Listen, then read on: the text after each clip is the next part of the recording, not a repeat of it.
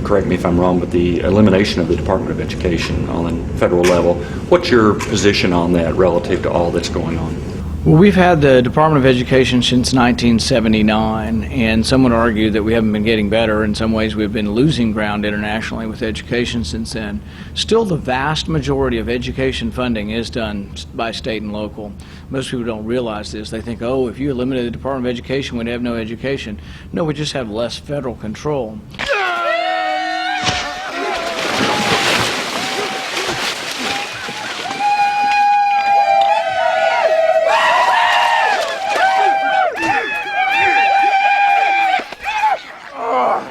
But I think it's a mistake. I would like to see more local control. I would like to see local school boards involved, parents, parent-teacher associations, principals, superintendents. You know, when I talk to school superintendents, I talked to 5 of them recently up from northern Kentucky, and they tell me, one of them told me he had a $150 million budget, but fully a third of that was designated by the federal government what he could do with it. And he had no choice. So we wonder why our schools can't buy pencils and computers and chalkboards and all the basic necessities of teaching kids. It's because the federal government is telling them a third of their budget has to go to these items. You killed 4 in your first fight! I am a Shawnee warrior. You are more. You are the son of Turtle Mother and Heartstriker, born under the sign of the Panther. This is Father's war club. He would want you to have it. You will fulfill your destiny and become our greatest leader.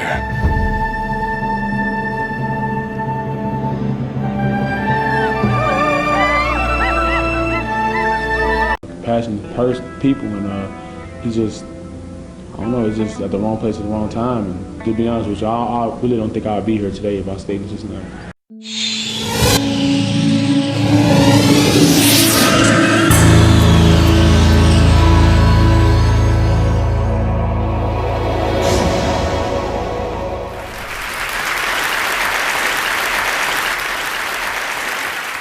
Well, that's kind of an obvious statement up there. I started with that sentence about 12 years ago, and I started in the context of developing countries. But you're sitting here from every corner of the world, so if you think of a map of your country, I think you'll realize that for every country on earth, you could draw little circles to say these are places where good teachers won't go. Bohannon now is one of the most promising young talents in all of college basketball, averaging nearly a double-double in his freshman season with the Cardinals. And oddly enough, one of his best attributes comes from overcoming such a challenging early life. I think he's mentally tough. I think he's physically and mentally a tough person. And I think, you know, you grow up like he's grown up, and you have to be mentally and physically tough. The tough kid has already chalked up a victory, escaping the rough streets without even a scratch to his reputation.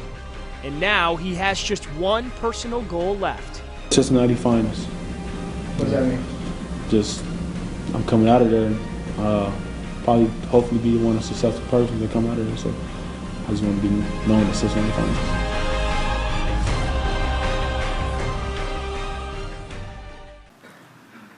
On top of that, those are the places from where trouble comes.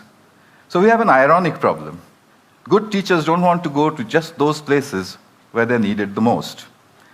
I started in 1999 to try and address this problem with an experiment, which was a very simple experiment in New Delhi. I basically embedded a computer into a wall of a slum in New Delhi. The children barely went to school. They didn't know any English. They'd never seen a computer before, and they didn't know what the internet was. I connected high-speed internet to it. It's about 3 feet off the ground, turned it on, and left it there. After this, we noticed a couple of interesting things which you'll see. But I repeated this all over India and then through a large part of the world. and there's no way around it. The school superintendent doesn't have the power to make decisions on funding and where the funding goes, and it might be different one year. You might one year have 4 children who are quadriplegics and require a lot of care, and then the next year you might not have any, but the funding's the same every year because it's coming down from Washington. So you need to allow, I think, more ability of local school leaders to make decisions with where the funding is spent. Okay. St. John's College. St. John's College. You get to watch yourself be alive, and it's wonderful. It's fantastic. Powerful. St. John's College. I suddenly felt like I actually could enjoy learning. St. John's College. At least for the first time in my educational experience, no one's telling me what to think anymore. And notice that children will learn to do what they want to learn to do. This is the first experiment that we did. 8-year-old boy on your right, teaching his student, a 6-year-old girl, and he was teaching her how to browse. This boy here in the middle of central India, this is in a Rajasthan village where the children recorded their own music and then played it back to each other. And in the process, they enjoyed themselves thoroughly. They did all of this in 4 hours after seeing the computer for the first time. St. John's College. St. John's College. St. John's is like no other college. St. John's is absolutely nothing like high school, and I love that. It's not about tests. There aren't any tests. Except for the occasional French quiz to make sure we're learning our paradigms, you know. It's not about grades. You don't work here for the grades. You work here for yourself. In another South Indian village, these boys here had assembled a video camera and were trying to take the photograph of a bumblebee. They had downloaded it from Disney.com or one of these websites 14 days after putting the computer in their village.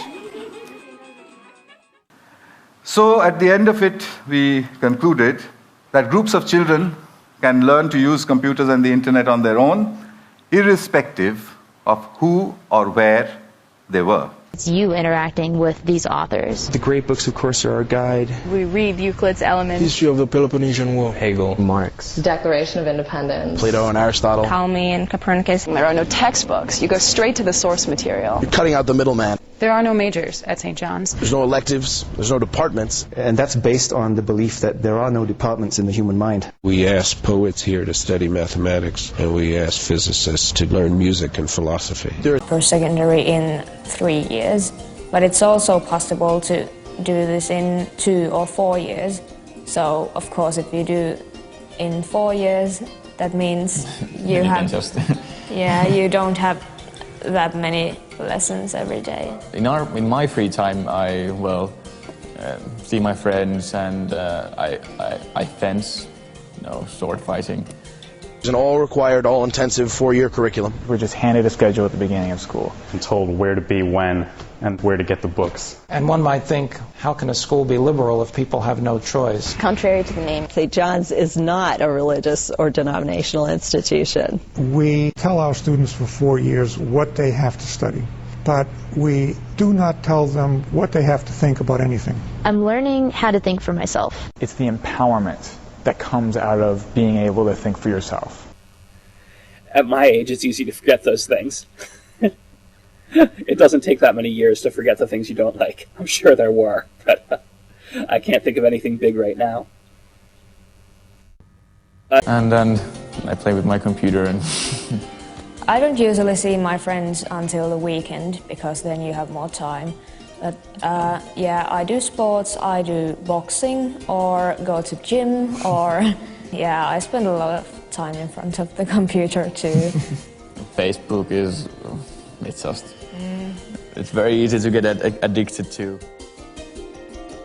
Hey everyone, it's Vanessa. I know it's been a really long time since I've made a video, and I apologize for that as always, but I'm here today to talk to you about something that I've been considering making a video about for a really long time, but have been really on the fence about. So as a lot of you probably know from the videos that I made a couple years ago in We Are the Weapon, and it feels really weird to say that that was a couple of years ago, I am unschooled, and unschooling is, for those of you who don't know or don't remember or need a refresher course, it's like a subcategory of homeschooling where you just really don't do any curriculum, any tests. It's very child-led and interest-driven. You get to learn about whatever you want all the time. It's really cool and really awesome.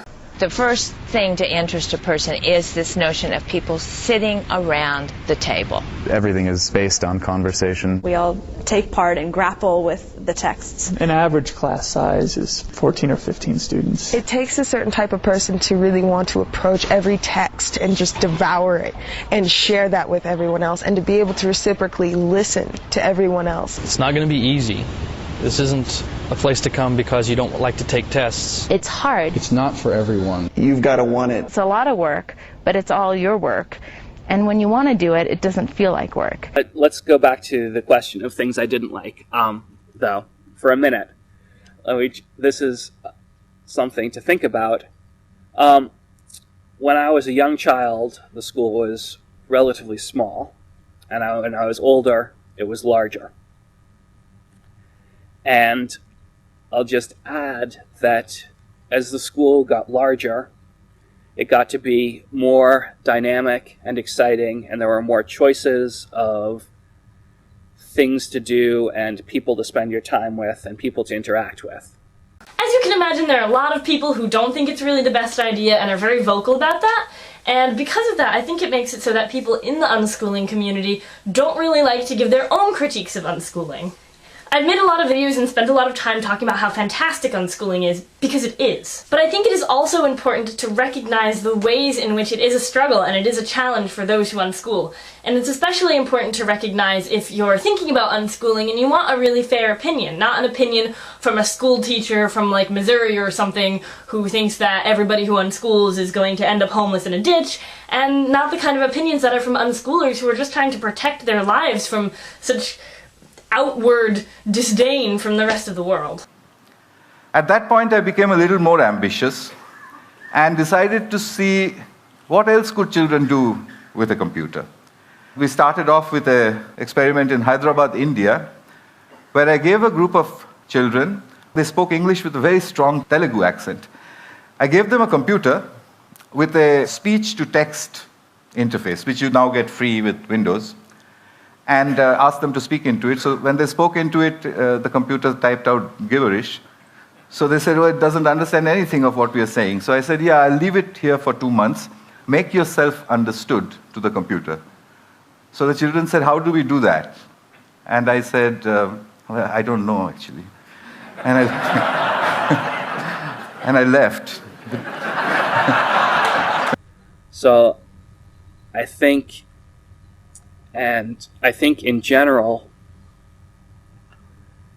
with these schools, I think it's better to strive to have a relatively large community. This doesn't mean that you shouldn't bother if you can't get a large community right away, or you shouldn't bother trying with a smaller number of children. But I think having a bigger group makes it more exciting and more dynamic and a better place for children. So that's right, I'm going to talk to you today about some of the ways in which unschooling can be a real drag.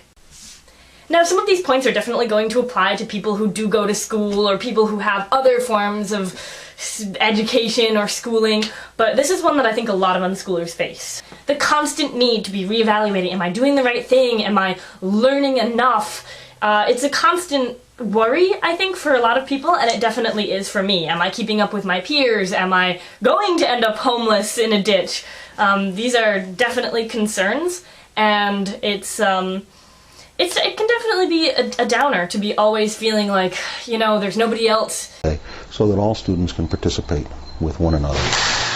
There's always something going on campus. I play soccer. I teach a ballet class. There's yoga. I go to Brazilian Jiu-Jitsu. There's a fencing team, which I've just become involved with. If you're an artist at heart and your soul cries out for art, you'll definitely get that here as well. We have a full pottery studio. It's fantastic. I am in the school orchestra. I'm also in a rock band.